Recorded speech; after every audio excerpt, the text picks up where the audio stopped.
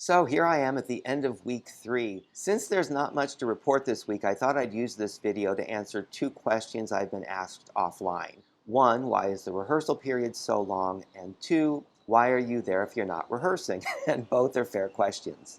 So there were 10 weeks scheduled for rehearsals, which is a long rehearsal period by any standards, but we are rehearsing 2 shows. They're both very big shows with lots of special effects and some special elements that need attention. For example, the Effectors has a lot of flying and aerial work in it, and most of the performers coming into this don't have that sort of experience, so there's been a fair amount of time dedicated to aerial conditioning and training to give those performers a chance to build up the strength and stamina and learn the techniques they need to do that work safely.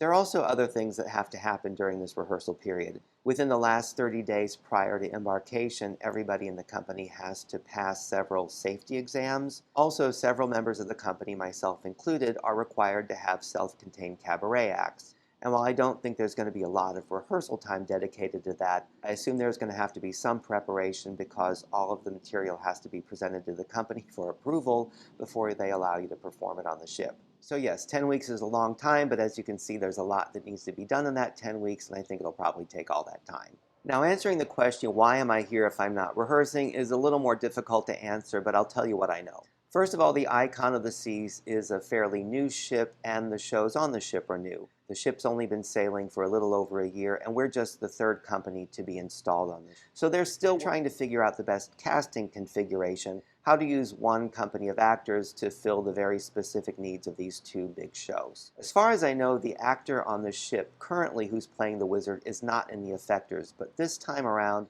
the company wanted to consider a different casting configuration.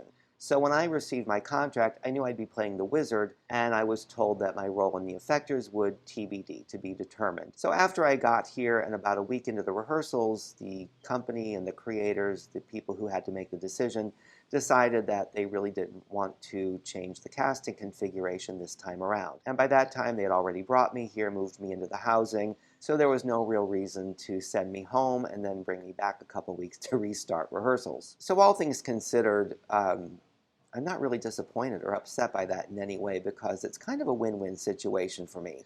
One, I'm here enjoying the sunshine, and two, on the ship I'm going to have a fairly light load, and three, not being in the Effectors has opened up the possibility for another opportunity. Now, I don't know if that's going to come through or not, but if it does, I'll have to share that with you in next week's video. So, until the next time, cheers.